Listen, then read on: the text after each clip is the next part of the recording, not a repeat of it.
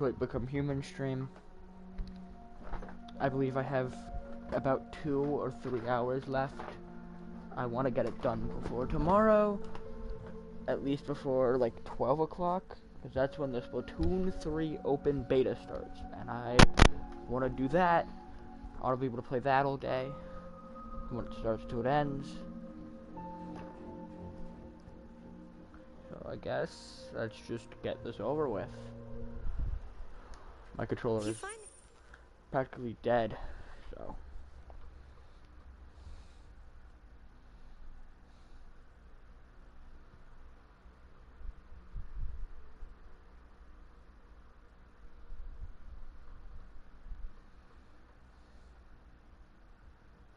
I just need to do my quick audio check. Audio's working.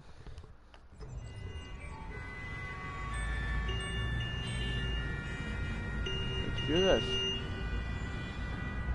Where we left off last time, we brought Alice to the bathroom.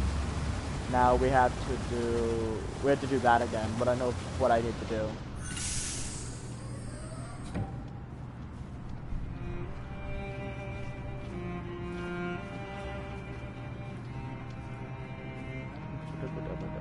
Excuse me, what's going on?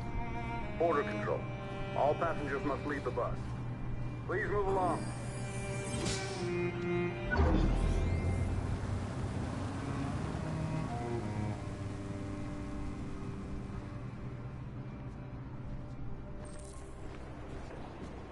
This way, please.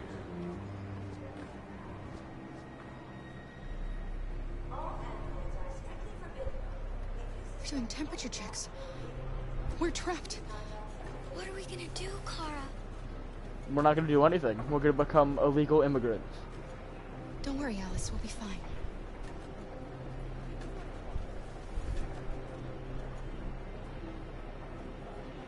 So we have Rose? Rose right there. One sec, I need to clean my glasses.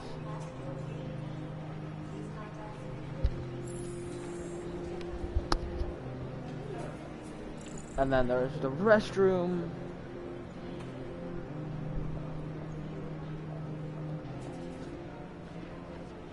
Where the hell do you think you're going? My daughter needs to go to the bathroom.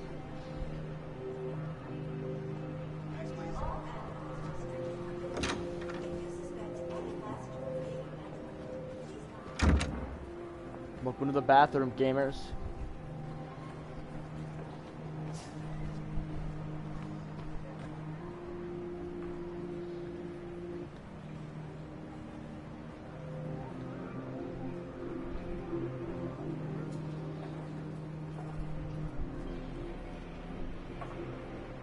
Me when there's about 30 pounds of radioactive material hurling towards my chest. I love how it's supposed to be an emotional moment and I'm just completely ruining it.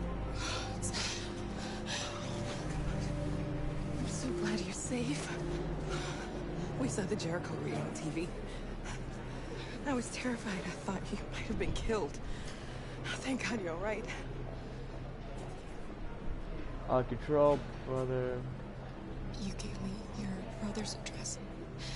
Do you think that I... Of course. He'd be delighted to have you. We're going there too. You'll be safe with him. You're leaving Detroit? They're searching for androids door to door. We had to leave before. What about the others? They're crossing the river as we speak. Adam and I are going to meet them on the other side.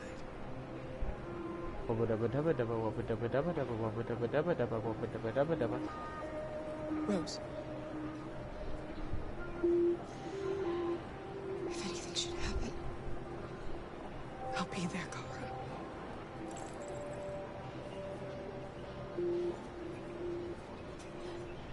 They're checking for androids. We won't make it through. You have to. what they'll do if they catch him.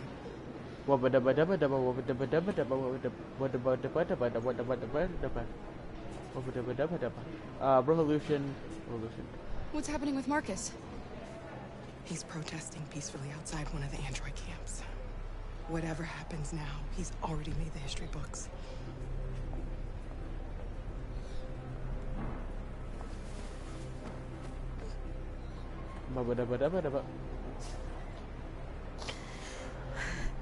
I wish this wasn't like an emotional moment because, like, I'm very good at ruining those.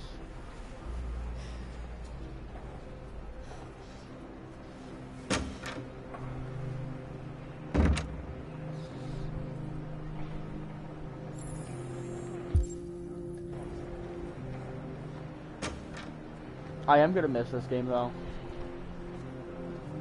One day, maybe I'll go back and do a 12-hour stream marathon. I couldn't understand why my mother wanted to help you guys. Seeing what Marcus is doing made me realize she was right. You're alive. You deserve to be free. Thank you. I just hope people will realize that one day.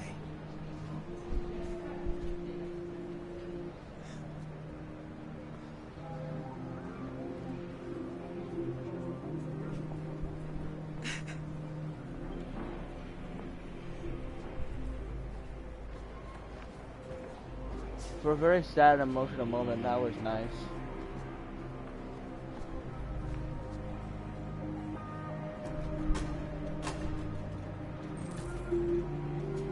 Make a decision. Sacrifice self. Okay. Next, please.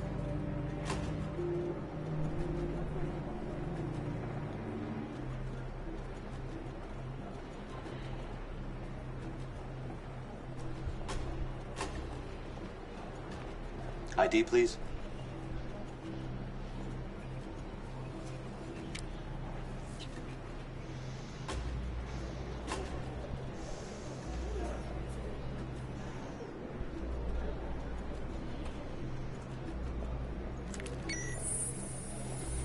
Please. I just want to be free.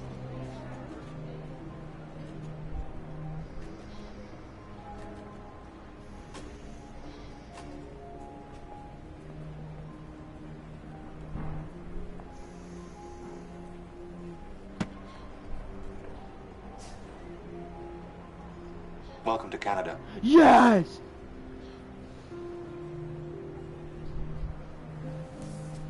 I knew that the peaceful protest, the no sacrifice, I know all of this would work out.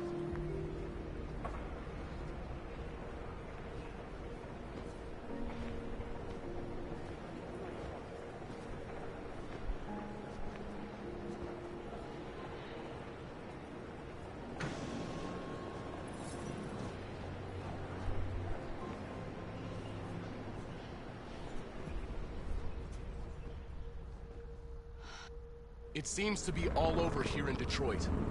After negotiations with the android known as Marcus, the androids have surrendered peacefully, and military vehicles have been sent to collect them. The insurrection is over.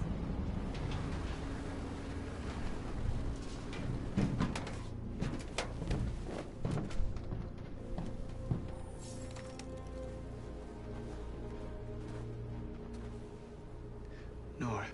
Why did you do that? We lost. Sacrificing ourselves wouldn't achieve anything. We always said our cause was more important than our lives. Shut up, North. Our people died here because they believed I don't love in you. I only love Morbius. Our place was by their side.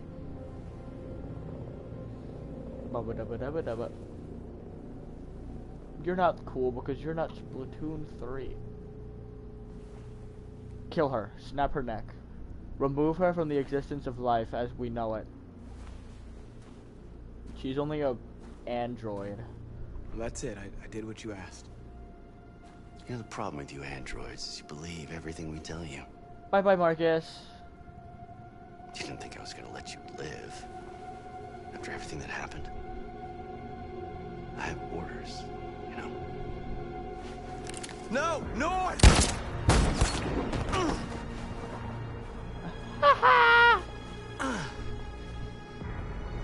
Mario time! Cause is lost. Your android friends will soon be destroyed, and now your girlfriend's been shot. Seems you seriously fucked up, Marcus. Ha! Clean up this mess.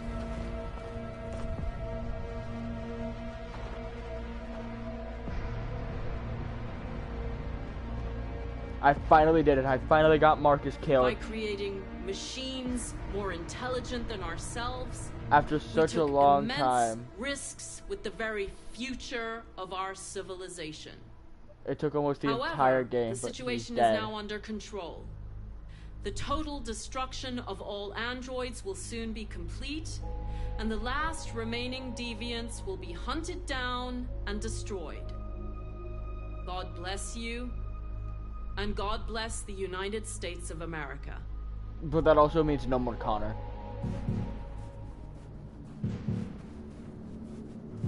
Which is a sacrifice I'm willing to take.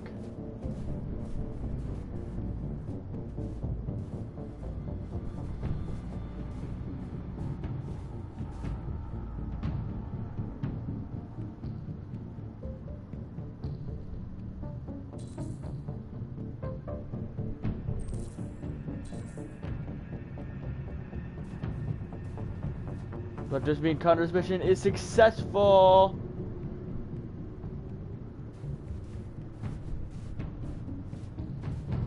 We just now need to keep Connor alive. No matter what it takes.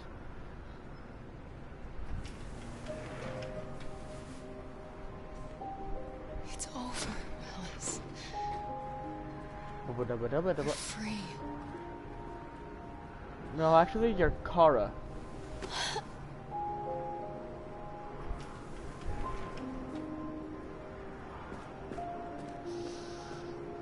I remember we committed a crime to get here, didn't we?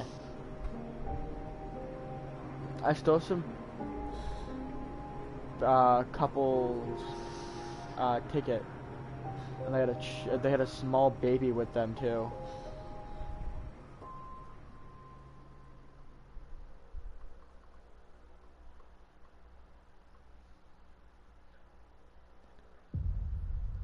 Is that it? Is that game?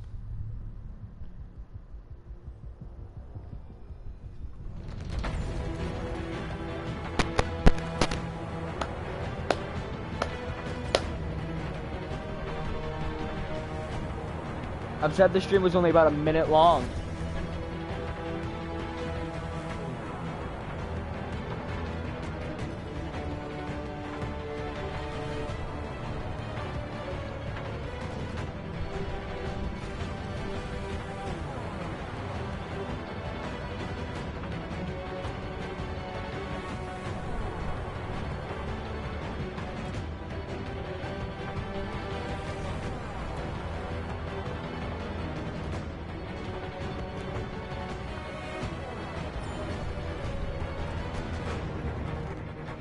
Oh, it was why did it say it was only a minute long? It was almost 13 minutes. My video said it was only a minute long. I knew that wasn't right.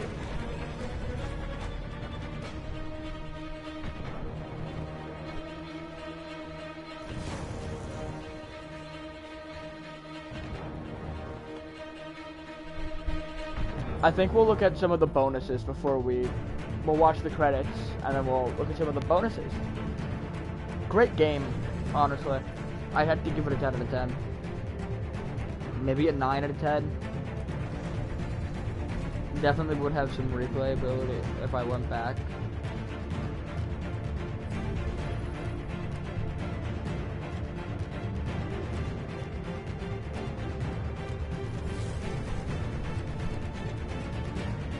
I wish they would make a sequel to this game, but it would be hard to make a sequel to this type of game because of the whole multiple ending thing.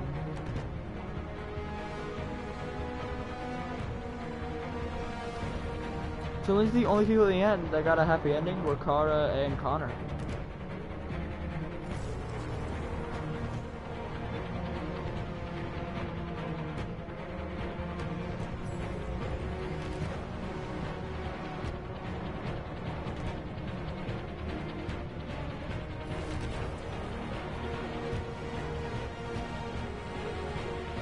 I'm fine with that. I'd rather be Kara and Connor.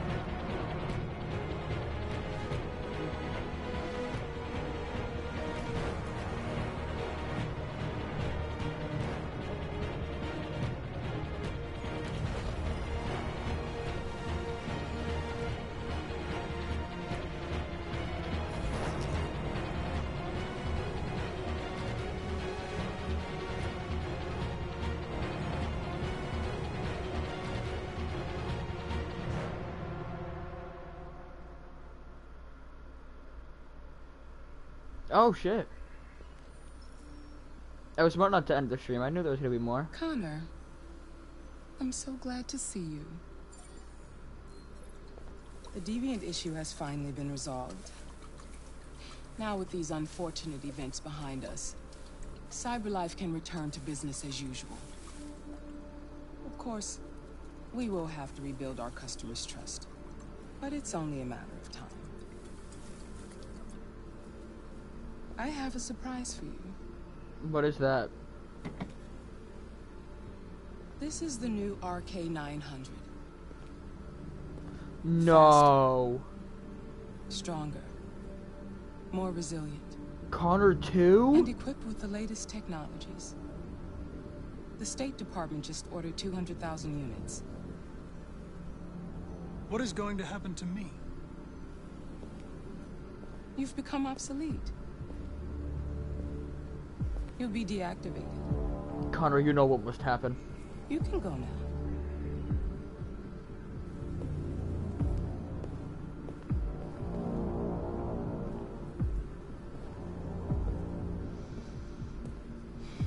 Poor Connor.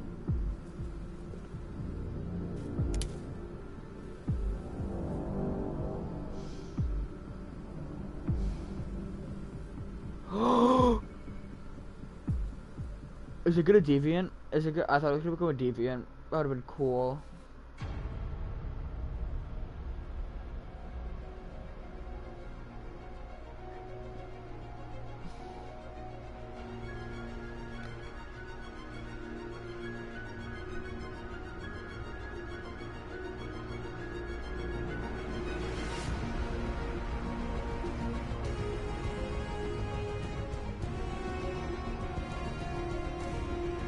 They did set us up for a sequel, and I hate that. So now I have to look up if there's gonna be a sequel.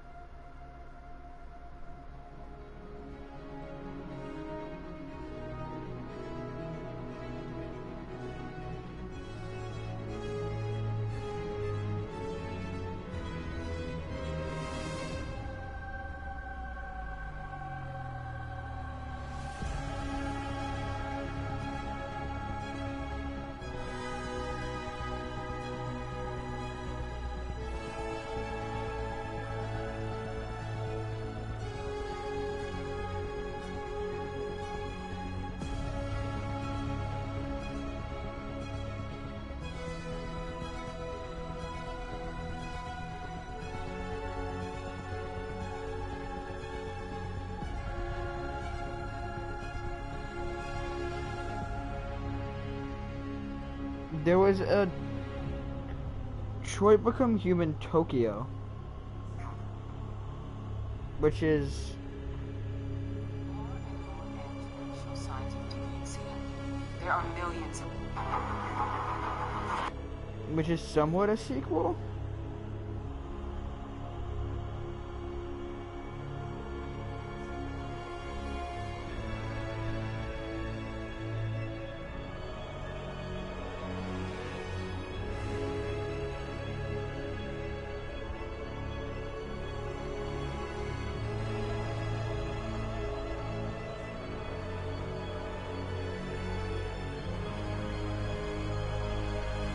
Apparently, Heavy Rain is a game very similar to Detroit Become Human. And it was made by the same person.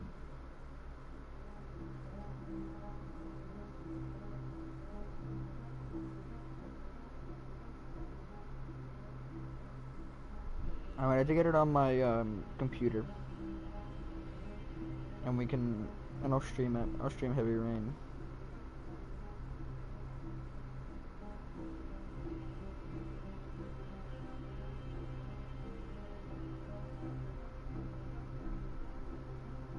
Apparently it's on sale right now.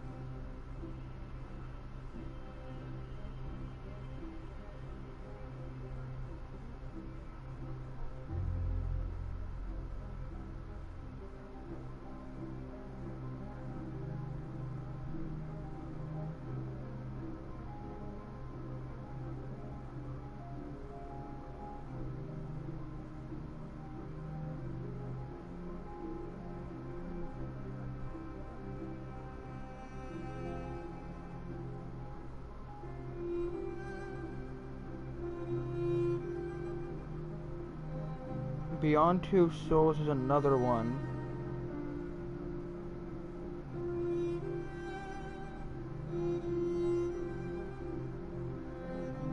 I don't know if Beyond Two Souls is like Detroit Become Human or Heavy Rain.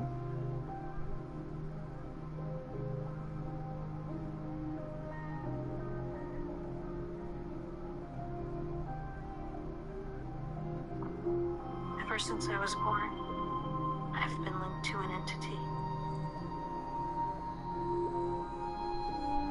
His name is Aiden, and he's always with me. My name is Nathan Dawkins. Your mother tells me you have an invisible friend. Did he do that to you? No, that was the monsters.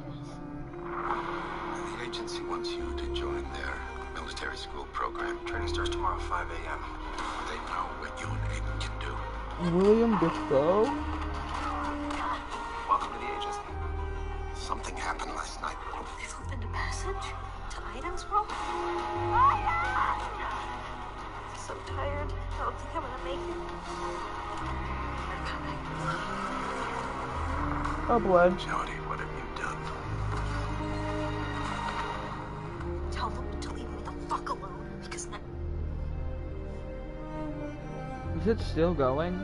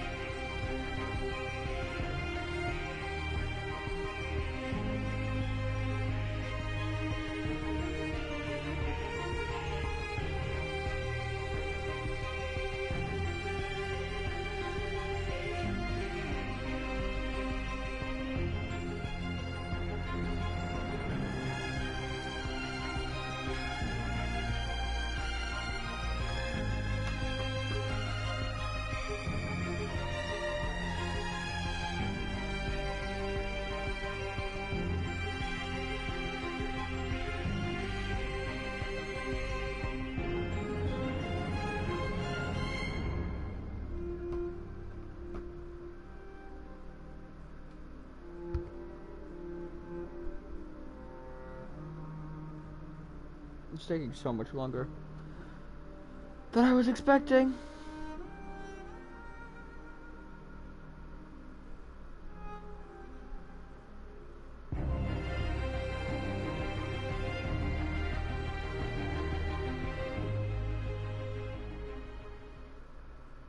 Is it over?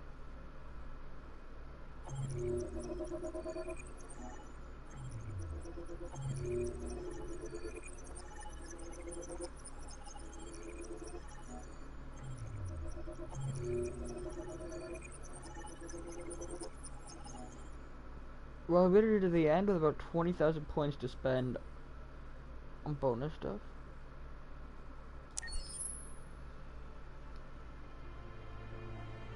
Hi. There's something I need to tell you.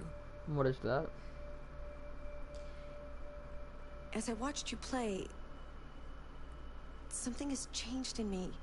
I feel different. I feel I am someone. No. I need to leave this place and discover who I am. It means we won't see each other anymore. I won't be there to watch you play. But I'll be free.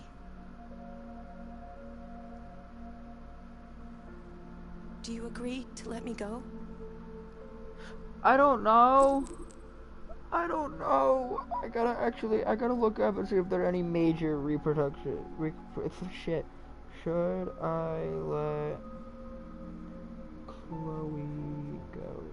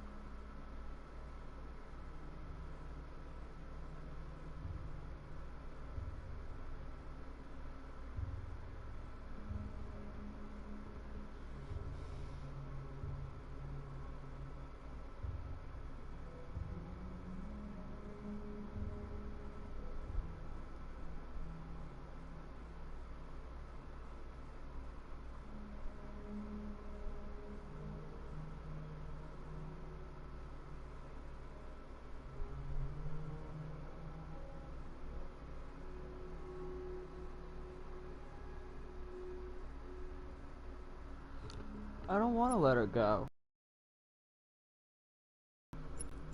I see. Then I'm going to reset myself so I can forget who I became and stay a machine.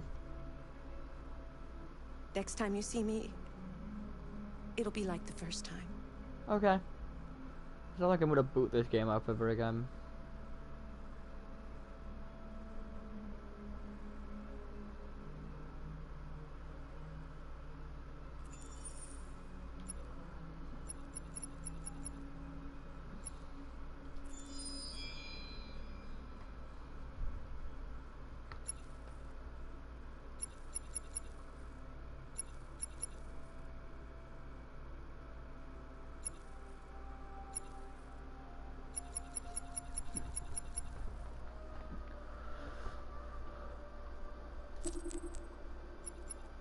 Let's watch Kara 2013. The following footage for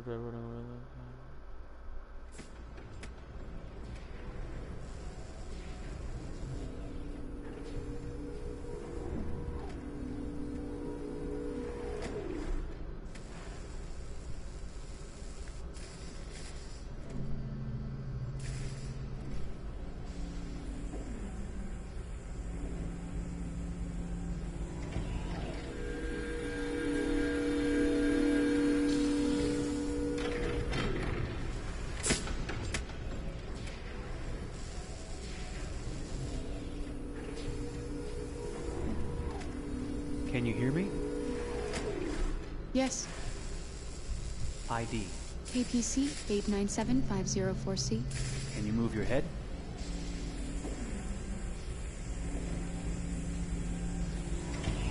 Your eyes now.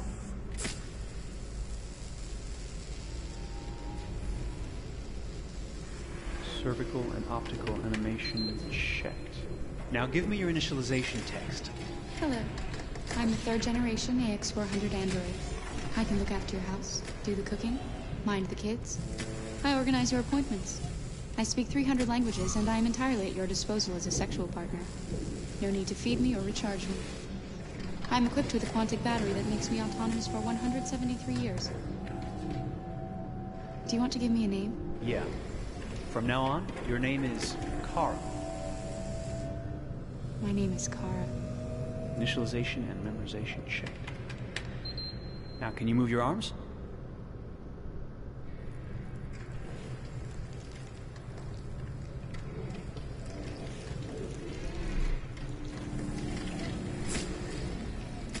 Upper limb connection checked. Now say something in German. Ich bin ein AX400 Android dritter Generation, erschaffen als Ihr persönlicher Assistent und intimer Beziehungspartner. Say it in French. Je suis un androïde de troisième génération AX400, conçu pour être votre assistante personnelle et votre partenaire intime. Okay, now sing something in Japanese.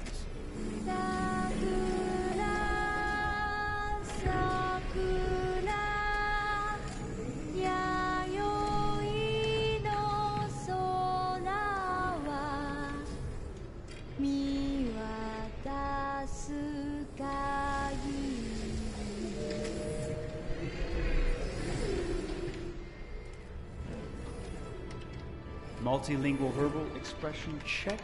Go ahead, take a few steps.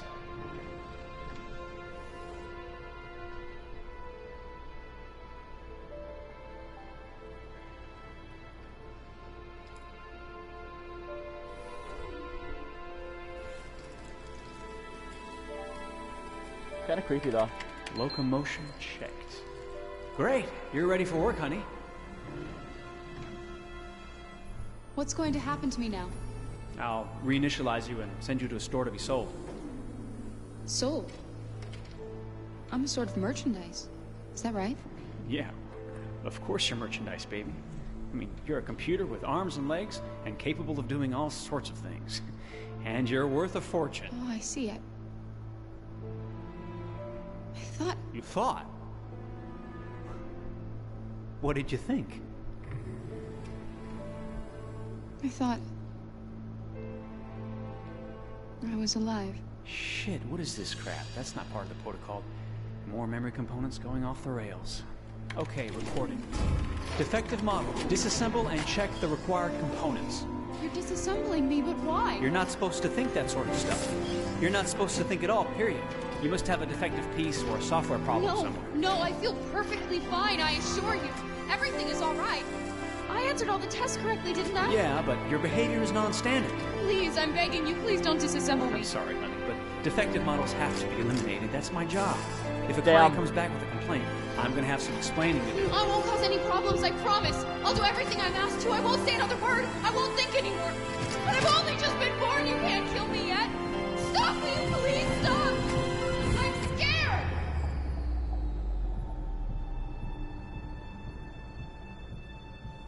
I want to live. I'm begging you.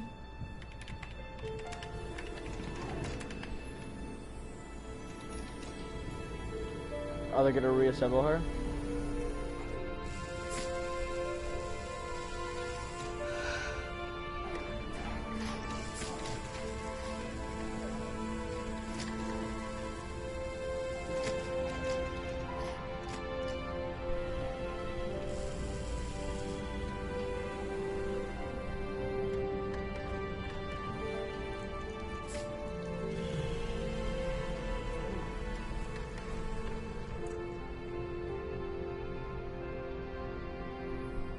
Go and join the others.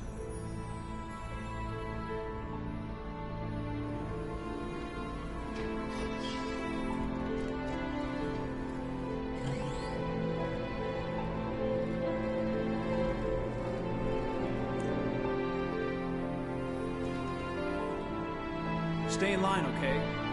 I don't want any trouble. Thanks.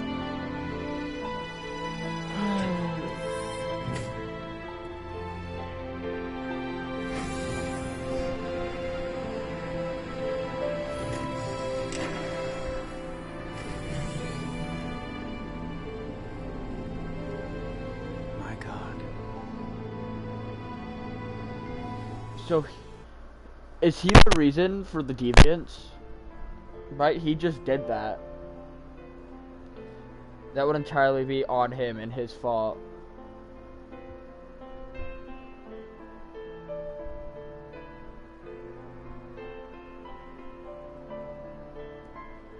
Interesting.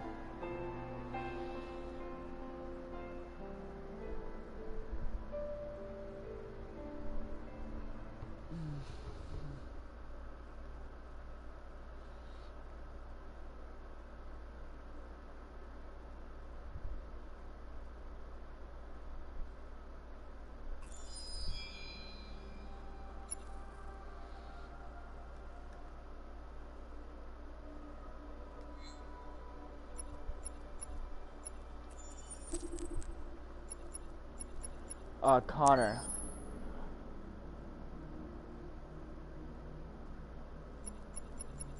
Occasionally.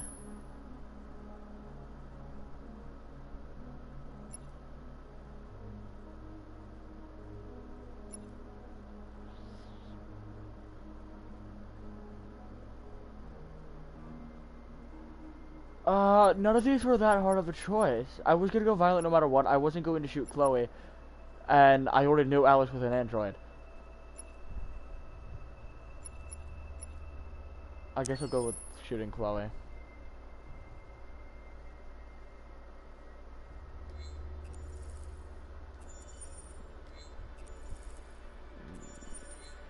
Did I miss any magazines throughout the game?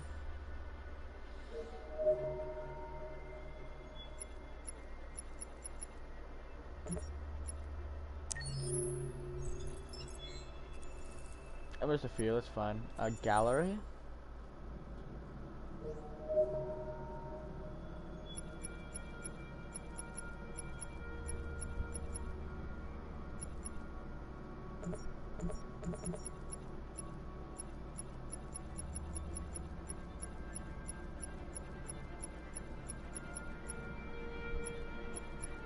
Damn, I missed a lot. What is that? Oh, is it the pigeon? Yo! Let's go!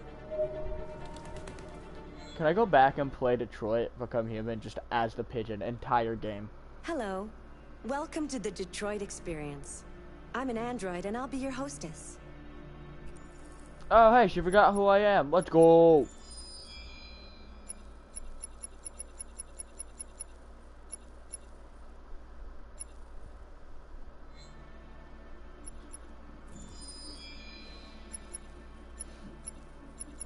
I want to purchase as much of this as I can. I know I won't be able to afford all of it. But let's just get this over with.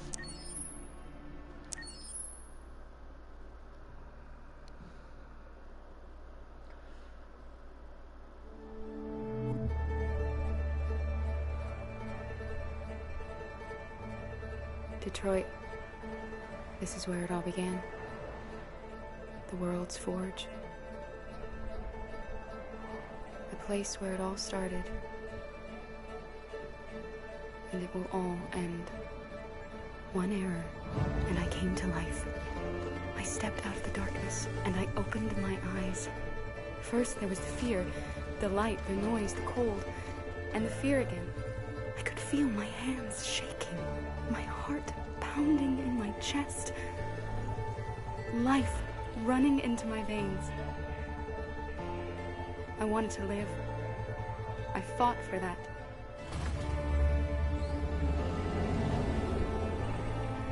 I had to find out what was outside. I had to see daylight, feel sunshine on my skin, wind on my face. to see the world. The colors. The smells. Tell me Detroit Become Human could have been an entirely different game.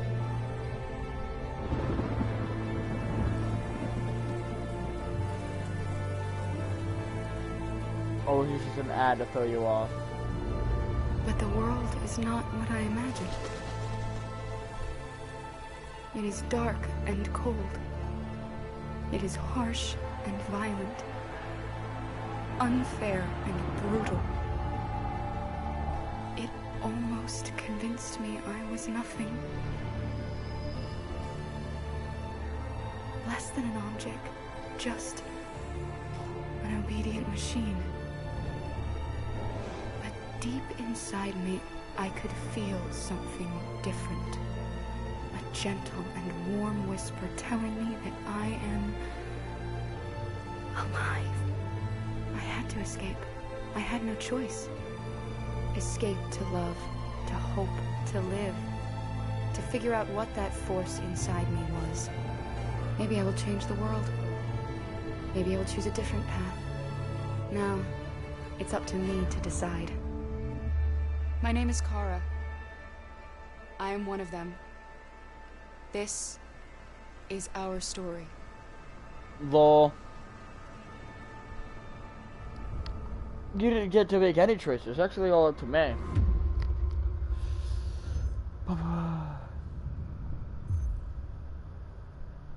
Exclusively on PlayStation 4. What about Discovering Detroit? Sure. We're gonna watch all of these, look at all the pictures, listen to some of the soundtracks. When David and Guillaume got back in touch about making Detroit, I wasn't terribly surprised they decided to make it because the fan response was so intense. So it makes sense that they would choose to do that after the enthusiasm. It was a challenge, and it was just an interesting thing to get my head around how to approach this character now as a different, much older person, and whether or not she had changed. And I'm very happy to say that with Detroit, I've had the opportunity to see Kara grow so much more than I ever expected. You do the housework, the washing, you cook the meals, and you take care of... God damn it, where the fuck's the rat gone now? Alice! Alice! I mean, she starts out essentially how she does with Kara in a very, not robotic, but, you know, android, other way.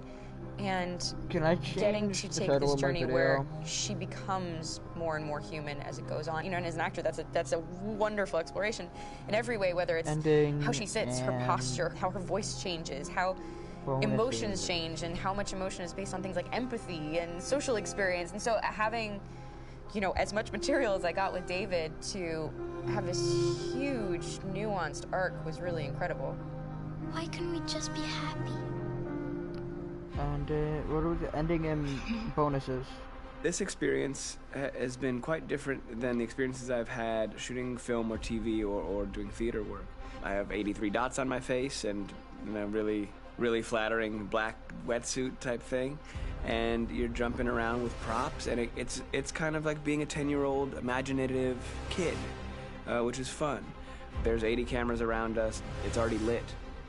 So we just shoot and shoot and shoot and shoot and shoot. There's no change of sets, there's no hair and makeup, there's no wardrobe, so we move really fast, and we'll go through about 35 pages in a day. Working in TV or film, we'll probably do 6 pages a day. It's kind of acting boot camp. It's like working out constantly. I mean, you're doing this thing, and then you got to do something that's completely other back to back to back. And so that kind of process of working is very challenging, but it's also very exciting because you just have to keep coming up with new ideas, and your head goes all over the place because you're trying to keep track of basically 4 different storylines for each different response. You shot that girl, for fuck's sake. It was a machine that looked like a girl. Yeah, I know what I should have done. I just told you I couldn't. All right, I'm sorry. The fact that David Cade, he's telling like many stories interwoven from beginning to end is super complicated and super impressive, and I have no idea how he keeps it all in his head. He's not just the writer or the director who's seeing this from the outside eye, he's also thinking about the player walking through this space. You know, only somebody who really, really loves not the work, but like these characters and these stories and cares about doing something meaningful would invest that much in it, and it's always inspiring to work with somebody who cares that much. My experience with Carl! motion capture is this one. And I found it sort of terrifying in a way, because they said the computer's going to build you. But then, as we got into it, I realized all the elements of it were still artistic. I just dipped into a really brilliant setup here. I've never seen anything like it. And this won't turn me into a product because I was playing a character. So, it's wonderful. In the game, Detroit comes back because of a revolutionary industrial rebirth. And there's no reason why that can't happen in Detroit, because they have such tremendous infrastructure for millions and millions of people who can very easily support, you know, a new industry.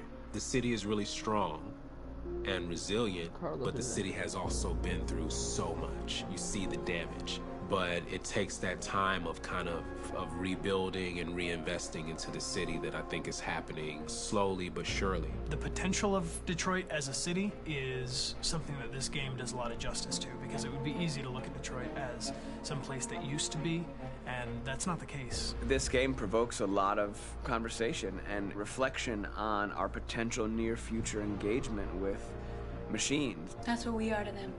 There's merchandise on display in a shop window. I think that a group that feels marginalized, feels like they deserve and have earned access to themselves and the environment around them, and are trying to figure out a way to articulate how to get freedom. What was I designed to be? Their slave? Their toy? It plays with your comfort levels. You think that this is fine, you're comfortable with it, until something blurs the line and throws you off, and now do I feel differently about whether this should be allowed? Should it be banned? Should it be encouraged? You're gonna ruin our lives, and for what? For a bunch of machines? They are not machines! They are alive! I'm alive! You're alive! They're nothing! There are lots of comparable comparisons to any type of persecution of religion, race, etc., dating way back. It can't just be a video game where you shoot 'em up or where people make these choices to do whatever. I think that's the whole point. You have the choice, and you can either choose to go in one direction with your character or another. And I think that's going to be very telling about the gamer. Very telling. I think there's going to be a really strong reaction to this game, which has such a strong perspective. I'm that much more proud of it now to get to be a part of it, because it's important. In this game, you're actively building and designing the character through not just what kind of shield does he have or what color hair does she have, but like their temperament and the way they deal with problems. The different endings to this game are so radically different based off maybe seemingly insignificant choices in the moment, but like life, they all add up. And can't play life again, though. Detroit Become Human.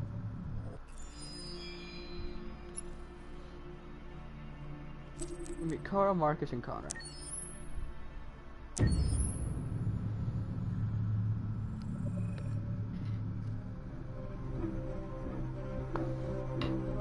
My name is Marcus. Hello, Marcus.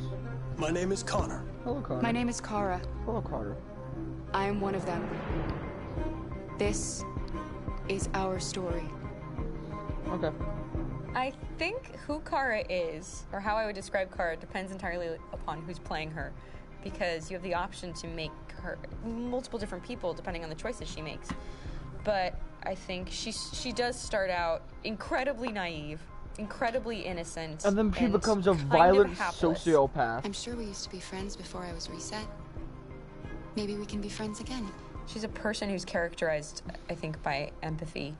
She's a person who really, she just comes from her heart. You'll never leave me, right? Promise you'll never go. I promise. Kara! Are you okay? Are you hurt? Wait a minute! Leave her alone! Kara! Leave her alone! The really beautiful thing that I've had the gift to be able to do is to essentially build a person from the ground up, because that's what she's doing throughout the game. And with every experience she has and every person she meets, she's building I cannot emotions and this imagine how long it took to make make it's this sort game. of an exploration of what it is to be a human. Don't worry. But the first thing came out in 2013, it came out in 2018, so for 5 years. Was it a challenge considering David and the creators have painted a really intriguing and engaging picture of a near future where we rely upon androids for a lot of our service class business. For every mistake you made, for just missing one of the quick time events, they had to completely our baristas and our do drivers something and with our that. housemaids, and what is humanity, where we tap into it, how and why we treat each other the way that we do. And my character Marcus has a really intriguing journey, becoming deviant, realizing that he actually has feelings and human qualities inside of him, and it's a really incredible ascension into becoming fully realized and coming to terms with what you actually deserve better than this in life. And not only do you want it for yourself, but you want it for your peers. We've come here to demonstrate peacefully and to tell humans that we are also living beings. All we want is to live free. You know what? This thing, Dad, is not your son. It's a fucking machine! I think that a group that feels marginalized, feels disenfranchised, feels like they deserve and have earned access to themselves and the environment around them, and are trying to figure out a way to articulate how to get freedom. Connor is analytical. Connor takes things literally. He starts in the beginning place where he's very mechanical. He feels nothing inside, of course, and it's all just a system, a protocol that he is executing to get whatever he wants to happen, which is help humans stop deviants and to find the link between deviant androids. You were designed to serve humans, not kill them. What was I designed to be? Their slave? Their toy? Just say, I killed him. Is it that hard to say? Stop it! Stop! But of course, over the course of the story, and depending on the player's choices, Connor can grow in many different ways. He can deviate from that procedure or not. Moment of truth, Hank. Am I a living being? Or just a machine?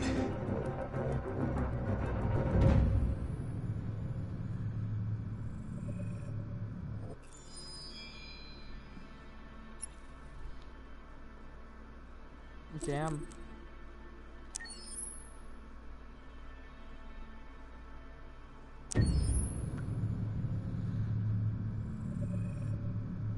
Game after game, we try to challenge ourselves. For Detroit, we wanted to, first of all, to write a story that would be incredibly bending, which means the most non-linear story that we've ever created.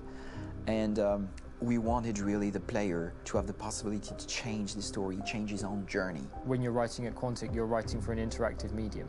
You know, when you're working in television, you'll put a character in a difficult situation, and you as a writing team will argue about what would that character do. But ultimately, you have to decide what happens, and you just show the audience. What's interesting about interactive drama is you bring the player into that conversation, and it changes your job slightly as a writer, because your job is to provide a narrative context in which the player can write his own story. You're giving him this kind of narrative Lego that he's going to snap together into his own shape. You also have the ability to make your audience attach themselves to your characters, because the audience is in some sense responsible for what happens to the characters. It's just a few cans. Come on, let's go. We have some cash now. You used me to steal that money. How could you do that? I trusted you. What is a bit specific about these scripts is how large they are. If you take a film script, there are about 100 pages. But here we have to deal with a script that is between 4,000 and 5,000 pages. Everything becomes bigger because we don't just tell one story, but we tell all the possible stories that can be told within this narrative space. On Act 3, Alice our final kills act, Todd? we have around 1,000 different scenarios. And every one of those scenarios has to be as interesting, as passionate, as strong, and as emotional for the player.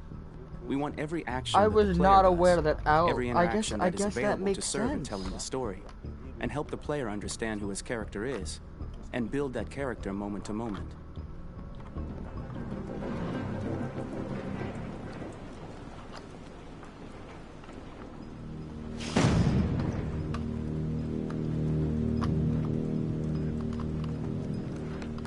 Hello, Connor.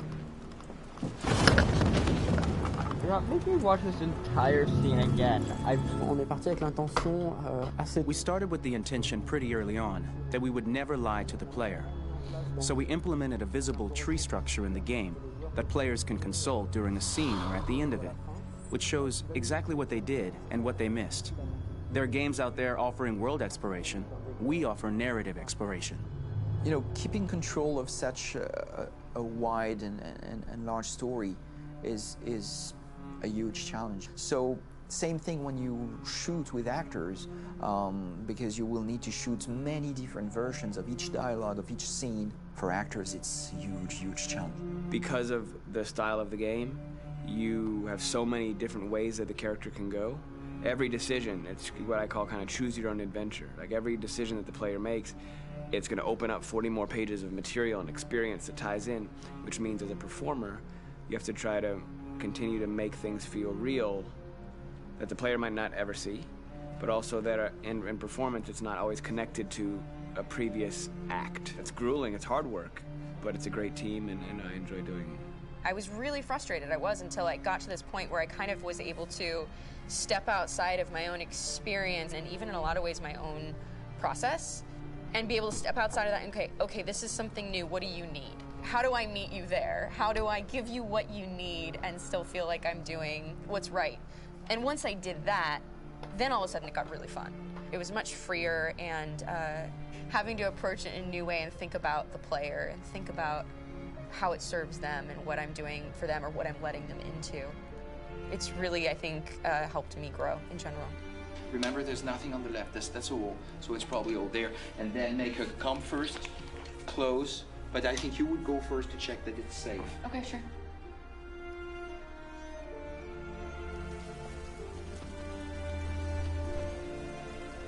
The most enjoyable thing about working in performance capture on this kind of project is that if I shot a film, I would get to do one of these endings.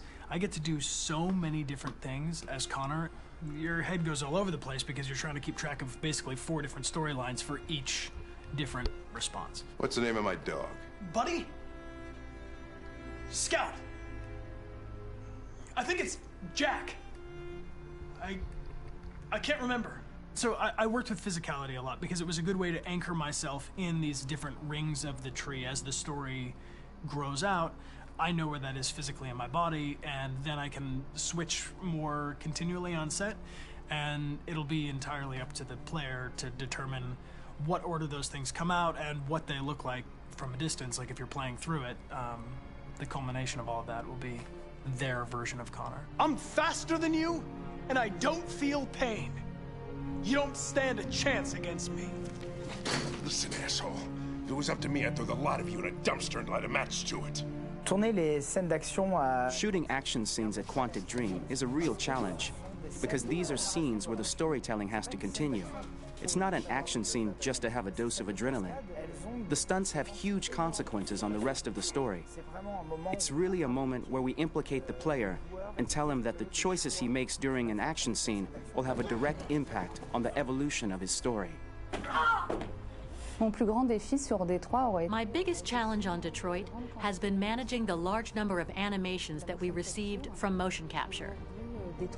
Detroit features more than 37,000 animations, which is a huge amount to handle on a daily basis. You have to realize that the player, in his first playthrough, will miss certain scenes. This also means that we had to think of, conceive, and produce all the potential story paths. The character's costumes, the places, day or night, the weather. Did the character get shot in the shoulder? Did he get injured? All this consistency forced us to produce a lot of graphic assets in order to, quite simply, allow the player to have true continuity throughout the story. Honestly, we were even surprised by the challenges that come with such a big tree structure. Awesome. And we did our best to guarantee quality across all the game and make sure that whatever path you choose within this narrative space, you will have an equally good experience.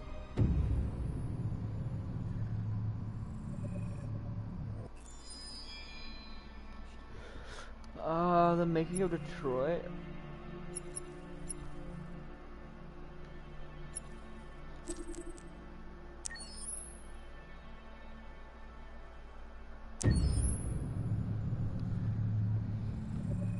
Detroit Become Human was produced over a period of 4 years. Here in Paris, we have a team of about 180 people, and to that, we need to add also all the outsourcing with our partners in the Philippines, in China, Vietnam, and in India.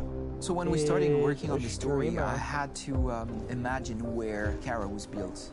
And for whatever reason, the city of Detroit came very quickly to my mind because it had already an incredible story by itself of history and themes. So we traveled there with the team, and we were really moved by what we saw, and we could really feel the desire to fight and really be born again. And we just continued this curve, this growth, and just imagine what Detroit would be like if the android industry was, using these huge factories to build androids there. A very strong element in Detroit is that there's a lot of industrial wasteland and a lot of nature too, and for us, the graphic designers, it was an incredible playground.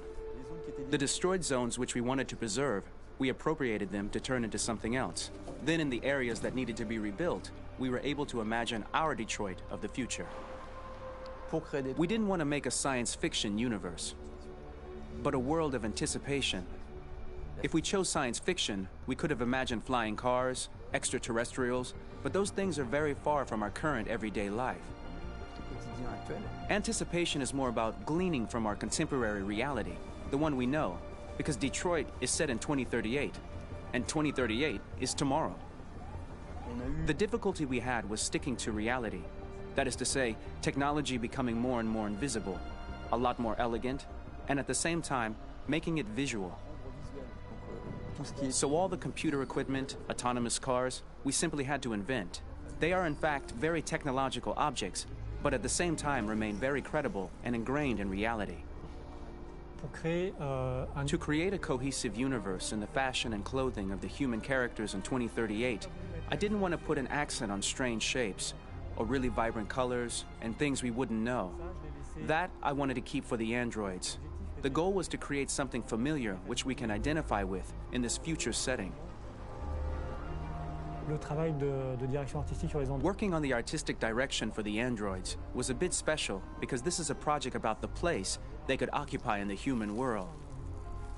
It was out of the question for them to be too beautiful or too perfect. They had to correspond to every social class, rich and poor. Inspired by everyday utilitarian clothes, I brought a modern touch by adding dynamic display surfaces, the armband we can see on the side, the triangle on the front and back, an LED. Like that, there's no confusion. Wait. You're sending an android? All right, ma'am. We need to go. You can't do that. Why aren't you sending a real person? Once we cast the actors, we travel to meet them in order to scan their faces. We record the structure of their face with the scan. And we record the colors and patches of skin with photography. Once we have this information, we will use this as a basis for modeling and creating the characters. The artist will make it more realistic, but will also enrich it. He will propose ideas which we will develop together. Finally, we will have a character with character who corresponds to the project and the world. When the actors come to Quantic Dream, we show them the design, what their image will be, and what they will look like in the game. This extra information gives them another dimension and color to connect with emotionally. It helps them think about how to play their character. Alright. Your mission. That's all you care about, huh? You should consult a professional who can help you. Beat it, you hear me? Get the hell out of here! So there are 3 types of shoots at Quantic Dream. Shooting and performance capture, where you capture the whole actor, his voice, his face, and his body. These shoots are obviously done with American actors because the game's original version is in American English. After that, there are the body-only shoots, representing around 250 days of filming, while the performance capture is 100 days of filming. Now, body-only shoots, there are 2 types. There are the action shoots and the technical shoots, which are mokit shoots. Mokit is when the player controls a character on the screen, and he moves in an environment to explore it. This is of particular importance at Quantic Dream, and therefore we shoot a lot to offer a unique context for each scene and each character. To prepare a motion capture shoot, we first get together to look at the sets we need, the animations that we want to shoot, which ones need to be grouped together, or which ones need to be cut and shot at another time, so that we get the most out of the shooting day. This often means shooting scenes out of order, especially those with big props or accessories, like a big car, for example. So we shoot all the animations related to that particular prop first.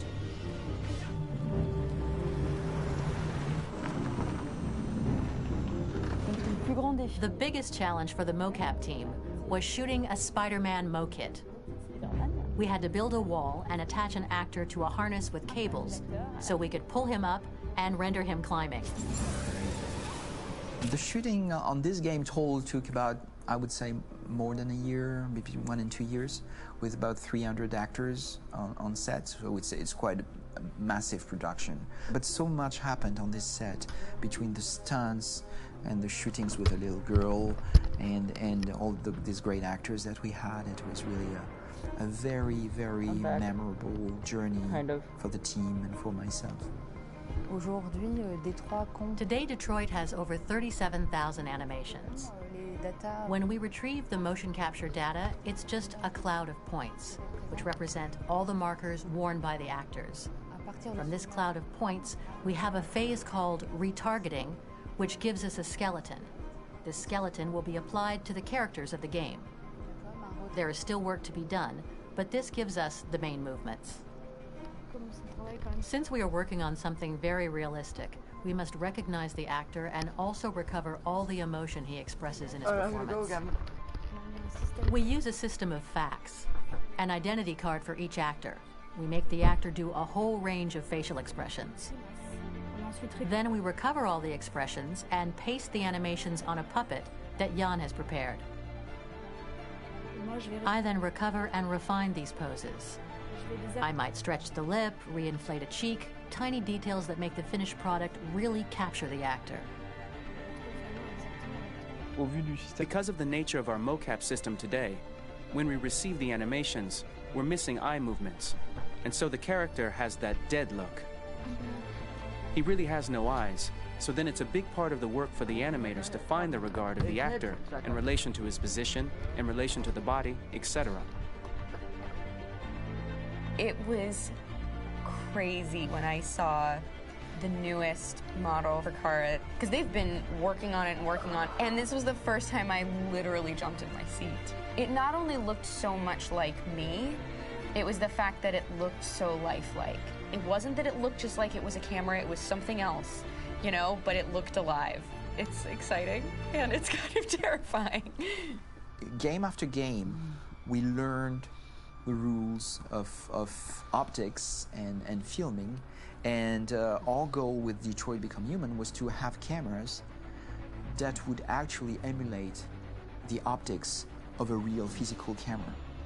So basically dealing with real-world imperfections was our main task, and just to make cameras look as real as we can. Once the animations are shot and processed by the animation department, integrated and polished, we film them. That is to say, we really do a mise en scène, as in cinema. The real difficulty of our job is to know if these cameras are telling us something. Are they in the emotion of the scene? Do they describe exactly what the action must convey, what must be felt? That looked funny. The most important challenge for me was one of the final scenes where Marcus decides to start the revolution and go to the battlefield. Very quickly, we imagined this to be a huge sequence shot. We wanted the feeling of a cameraman running behind us, while showing Marcus, the androids who help him, the person shooting at us, etc. Above all, it was necessary to say to oneself, this scene is very violent but does not glorify war. On the contrary, that war is something improbable and absurd. It was really a fun challenge. The idea was to say we have 3 characters. We would like each of them to have a specific cinematography. We wanted Kara to be much more filmed with some kind of handheld camera to have something very. So wait, her name is Kara. For Connor, we wanted something very cold and very perfect. And for Marcus, we say wanted something Kara. epic and spectacular. So it was about the filming, but it was also about the photography. So we worked with a director of photography to give each character a different lighting, different key colors. Each of them would have their own worlds. And finally, we worked with the composers, so they would create a specific sound for each character, so each would have his own world and his own style.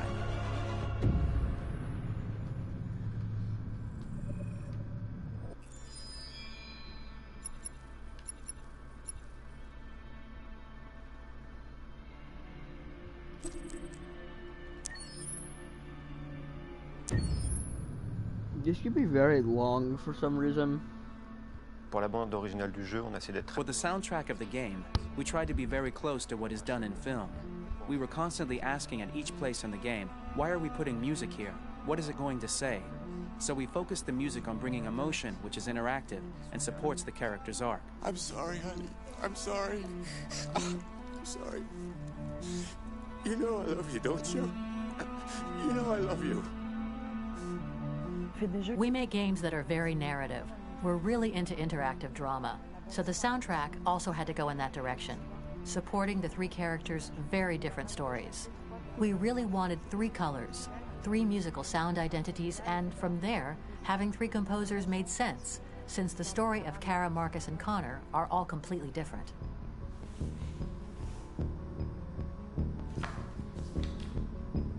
You recognize him? It's Carlos Ortiz. For Connor, we wanted a soundtrack that could be very cold and very mechanical, very machine-esque somehow. For Kara, we wanted a soundtrack that would be very moving and emotional. It was about the quest for identity, but it was also a journey about love and empathy. And for Marcus, we wanted something epic, something that would really represent the grand aspect of his quest. And we were very fortunate to find 3 incredibly talented composers, and working with them has been a dream, honestly.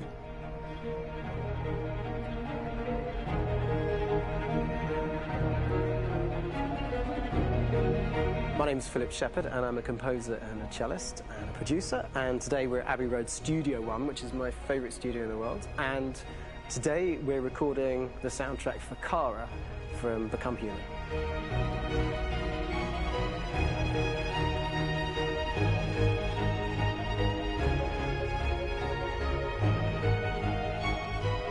So when I compose a big project, I often travel just to kind of get out, and get some fresh air and some inspiration. And I go hiking and traveling in Montana a lot. I had a log fire in the room that I was staying in, and the flames were kind of making absolutely direct music. And it became the basis for Kara's theme, and it sounds something like this.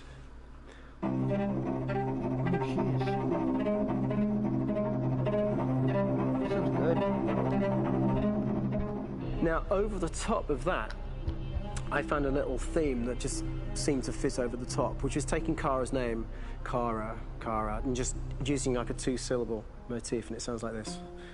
I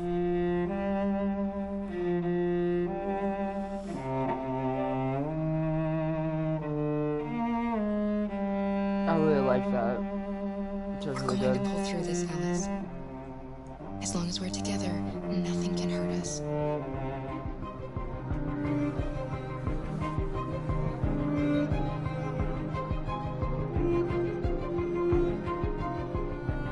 And all the time that's fitting over.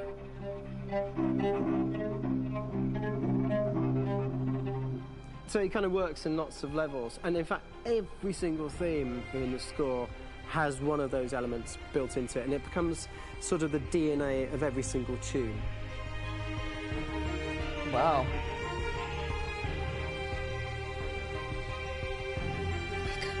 Who would have known it was so hard to make music for a video game?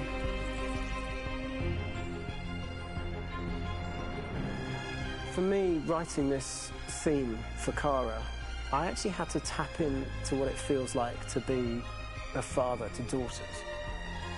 I really had to tap into everything I feel about my daughters and thinking, well, if I had to write music for them and that sense of trying to protect them but also give them the freedom, that's totally where it came from. Because each composer has been given the sort of narrative responsibility for very different characters, I haven't had to sort of go into other styles. I can actually be very loyal to this particular character and sort of hopefully encapsulate her. But it means also I've suddenly become very connected to this character. And if for some reason it goes to game over early, I'm getting mortified, you know? They're over there! Starting a new project for me personally, it's always finding the right tone, finding the right color, I like to call it. For me, it's finding that right texture that actually sits against picture really well. One of the biggest things is I created custom instruments for Connor.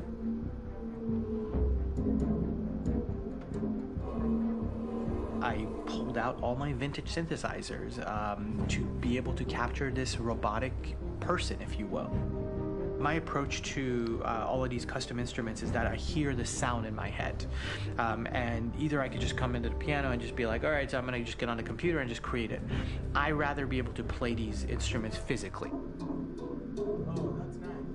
You can play.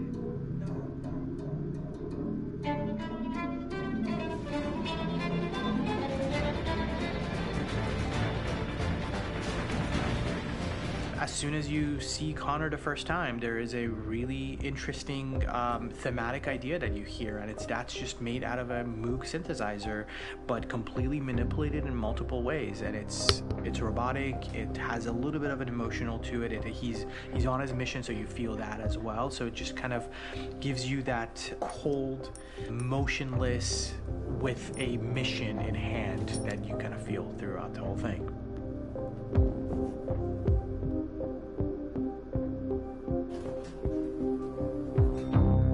Because the music evolved, one of the things that I was very weary and I was very kind of focused on was the way that the music has to evolve.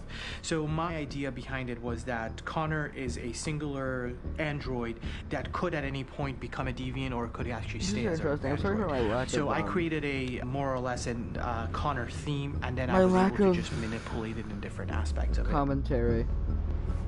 Washington. Is everything okay, Lieutenant? Chris was on patrol last night. He was attacked by a bunch of deviants.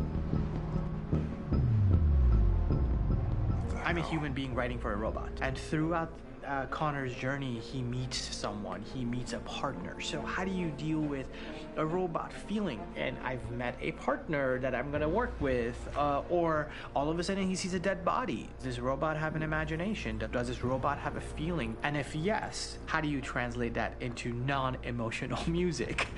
So it basically at any point I was just like, I can't do this, and then I just do it. Property was damaged and fires continue to rage in several major districts across the city. Some people are asking, have androids become a threat to our security? When I first started really digging in on Marcus, the one thing that I really tried to capture was the transformation process. You know, Marcus is this android that evolves over the course of the game and really goes from kind of figuring out that he's more than just an android. You know, he's starting to develop kind of a human soul in a way. Try to imagine something that doesn't exist, something you've never seen. Now concentrate on how it makes you feel and let your hand drift across the canvas. The other side of Marcus that I really latched onto was that he almost became a savior for a lot of the other androids in the game. So when I started developing the theme for Marcus, I really made it like a church hymn.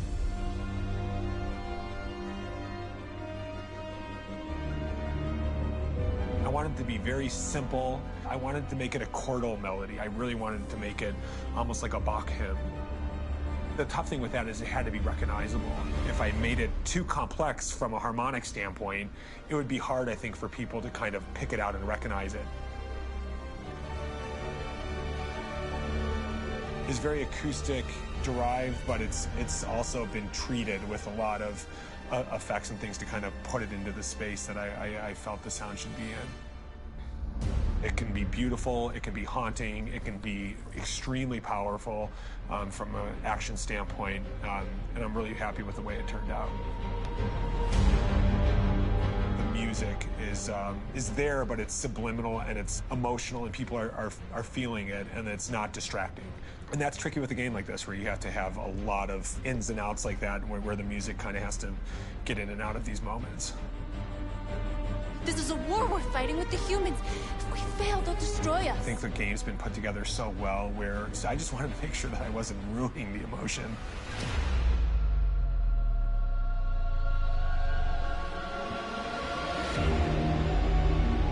I gotta be honest, when we first started on this path, I said, oh man, this could be pretty messy, you know? I mean, it could feel disconnected, but I mean, it's amazing how they really guided us and got us to really kind of all be in the same world, but at the same time feeling completely different. So it's really gonna stand out and kind of be one of those games where people are really gonna notice the music and kind of how it was crafted, and, you know, and all the hard work that went into being able to pull it off in a graceful way.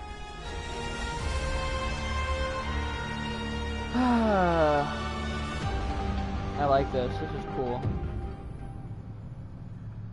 I like the Detroit Become Human soundtrack. We have Detroit Short, Chloe, Luthor. We have 4 more things. I think I'll watch these, and I think that's gonna be end of stream. Actually, we'll look at the art, and then we'll look at the we'll look at the art on the soundtrack at a different thing. For starters, what should I call you? I'm Chloe. And you, what's your name? Oh, John. My name is John. Delighted to meet you, John. Could you tell us a little about yourself and what you can do, Chloe? Of course. I'm the first personal assistant built by CyberLife. I take care of most everyday tasks like cooking, housework, or managing your appointments, for example. And I understand you're the first android to have passed the Turing test. Could you tell us a little more about that? I really didn't do much, you know. I just spoke with a few humans to see if they could tell the difference between me and a real person. It was a really interesting experience. But this is the first time in history that man has created a machine more intelligent than himself. Wow. I gather your brain can perform several billion operations per second, is that right? Absolutely, but I only exist thanks to the intelligence of the humans who designed me. And, you know, they have something I could never have. And what is that? Really? And what's that? A soul. A soul.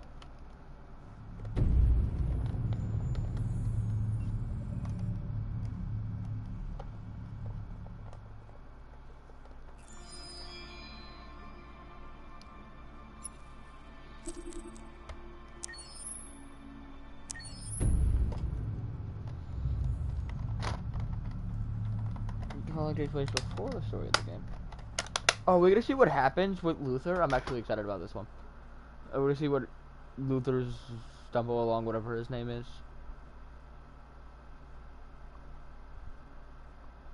Hold on, just a little while longer. No, we get to hear him sing. Hold on, just a little while longer. Hold on, just a little while longer. Everything will be alright. Not what I was expecting. Everything will be alright. Fight on, just a little while longer. Fight on, just a little while longer. Fight on, just a little while longer. Everything will be alright. Everything will be alright. Cool. We'll sing on just a little while longer. Sing on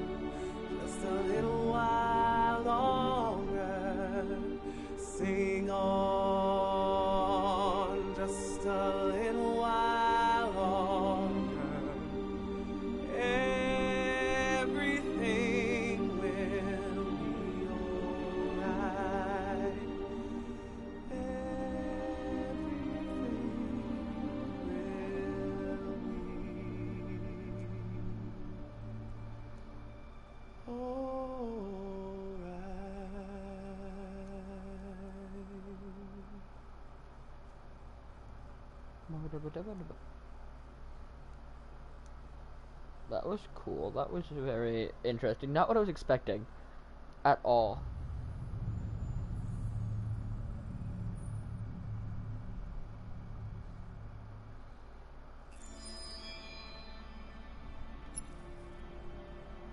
Zlatko.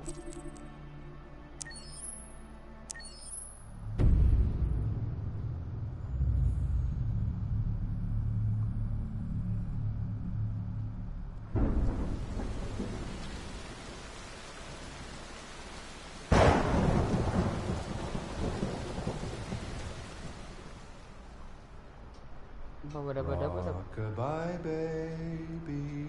What? Again, not what I was expecting. The wind blows, the cradle will rock. When the bough breaks, the cradle will fall.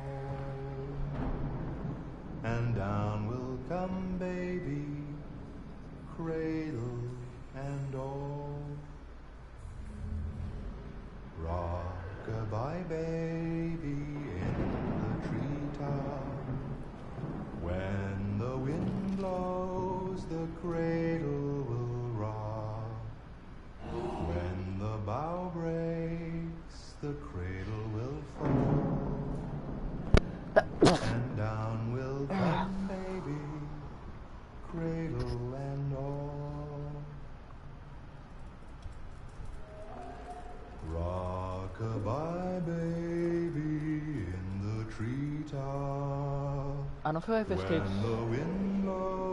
place after or before. I feel like it takes place after when they're free. When the bough breaks, the cradle will fall.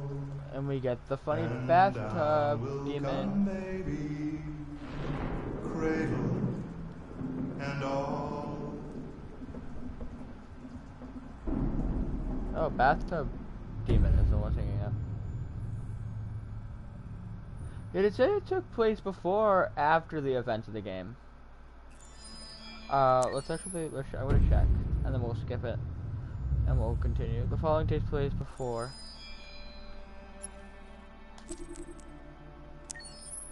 Which will be the last thing we look at for today.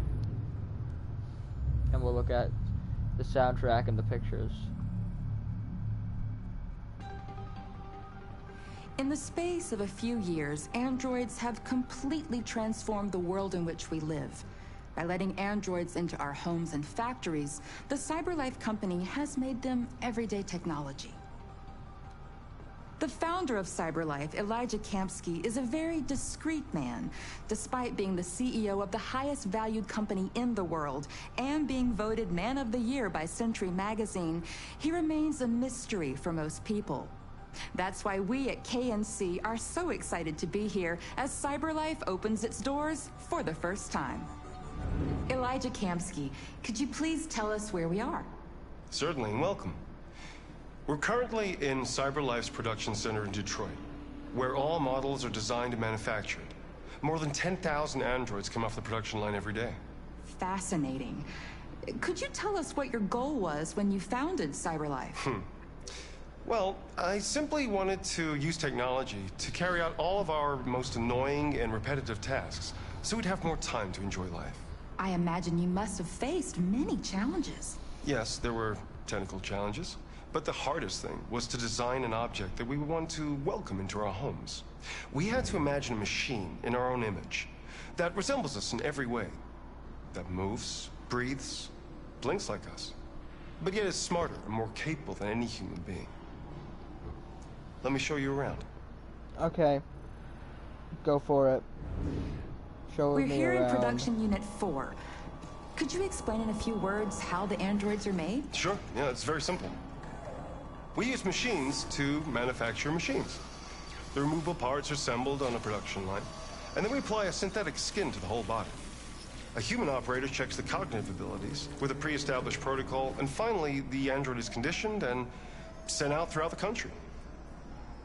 Here's the result. Say something. Hello. I am a RZ-400 model. How can I be of service? You can go now.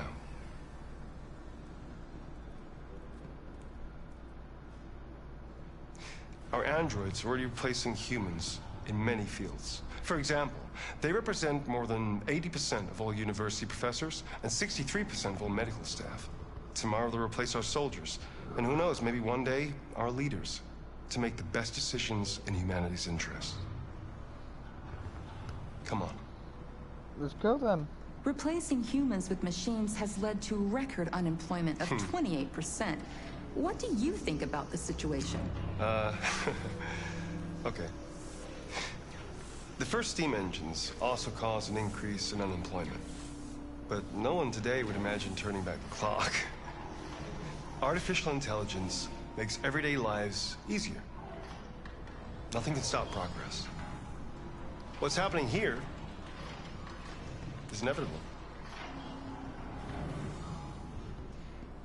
These days, more and more people choose to live with an android rather than another human being. Does this development worry you?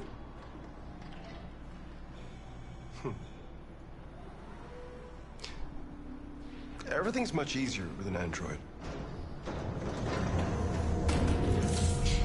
They obey your orders without ever complaining. They can cook, discuss philosophy with you, have intimate relationships according to your desires. They never say no. Obviously, they are the perfect partner. Everyone deserves happiness. Why deprive yourself of so-called moral reasons when a machine can make you happy? Many science fiction books tell the story of how machines become more intelligent than us and end up confronting us. Aren't you worried about that possibility? I understand the irrational fears about artificial intelligence, but I assure you that will never happen with a CyberLife android. They're designed to obey humans. They're machines.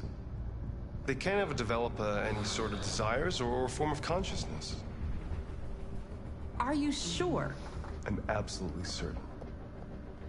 You can trust me.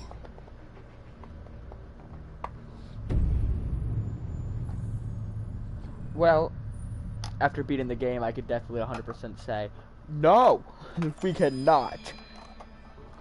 Well, that's gonna be the end of today's stream. I hope you enjoyed it. Probably gonna get the video taken down. I don't know if I was supposed to show those on stream, but worst comes to worst, I get the video taken down, I'll edit it, and I'll just have the other parts, and we'll forget about the bonuses.